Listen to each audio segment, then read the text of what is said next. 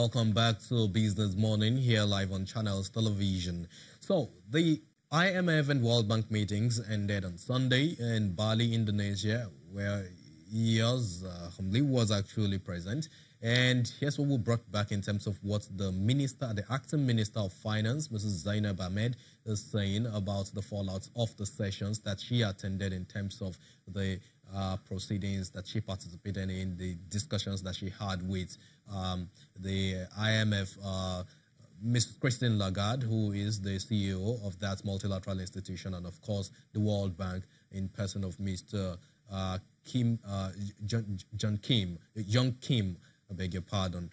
She also stressed some of the points that the federal government has around the plans to sustain Nigeria's debt levels, which is currently at some 19% to GDP ratio. Let's listen to what the minister has to say now. It's a committee that was set up by the president, revenue mobilization, with one of the intention is to ensure that all revenues are reported in a transparent manner. That committee is working to support FAC, and they have agreed a new reporting template for NMPC, which is still being negotiated. NMPC has reviewed the template and made its input, and FAC has also reviewed the template. It has to be agreed, and then NMPC will start reporting in that template. The essence is for NMPC to make their reporting more granular so that more information will be provided on the revenue that is generated and the costs that they have incurred. So that is an ongoing process, and we hope maybe in the next few weeks it will be concluded and the new reporting template will take effect, because this has been a concern. The reporting has been a concern for the whole of FAC, and that is to say both state and federal government. We have a guarantee that the World Bank gave in terms of financing specifically for one of the power projects, and it has already taken effect. It's been in use now for a couple of months, so it's already taken effect. Mr. Uzoduma asked what instruments we will be using to tax large taxpayers. We already are taxing companies with the rates that is approved in the tax laws. For us to change the taxes, it means reviewing the tax laws. That may be a process we will have to address in the future, but right now we don't have any plans to review upwards taxes in Nigeria. We don't have such plans at this time. Instead, what we're trying to do is to identify people who are supposed to be paying tax that are not paying. So a lot of efforts is being put in expanding the tax base as well as improving the tax collection processes. And it's already yielding results. We've seen our taxpayer base grow from 13 million to 19 million. Is that enough for Nigeria? No, it's not, for a country of 195 million people. So there's still a lot of work that needs to be done. You also recall the VATES program that was implemented and closed out in June. So even though the VATES program closed, the rigor that is entailed in the VATES program is still being continued, so it's still ongoing.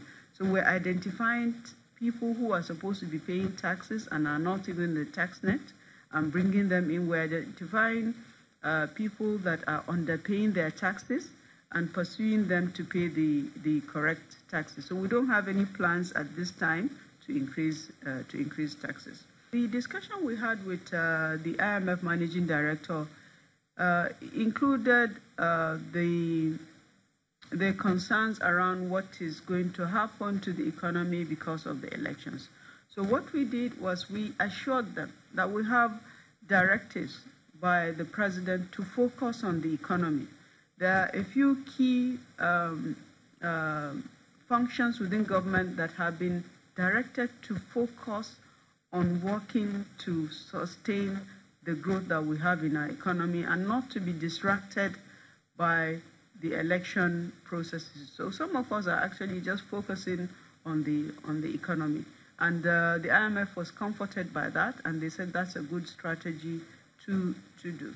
Let me also just say we have one of the lowest debts, in fact, the lowest debts amongst our comparator countries.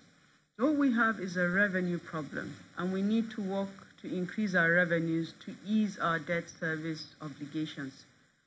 So we have to enhance our domestic revenue mobilization so that we can ease the debt service burden that we now carry. We have a lot of headroom to borrow, but we're not rushing to borrow more because we have to consider the current debt service that we carry. We had so far on the 2018 budget released 460 billion naira, and this is for capital projects. For you to be able to, for us to be able to give you the list of the capital projects, you have to review our monitoring reports. That is where the schedules of the projects that have been implemented with the funds released, you will be seen.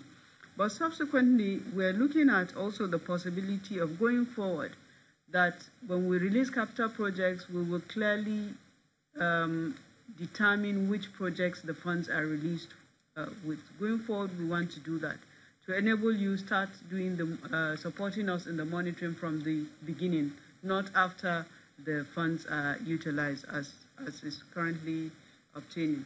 And also, Clara, we really are in a situation where we must consider building more fiscal buffers.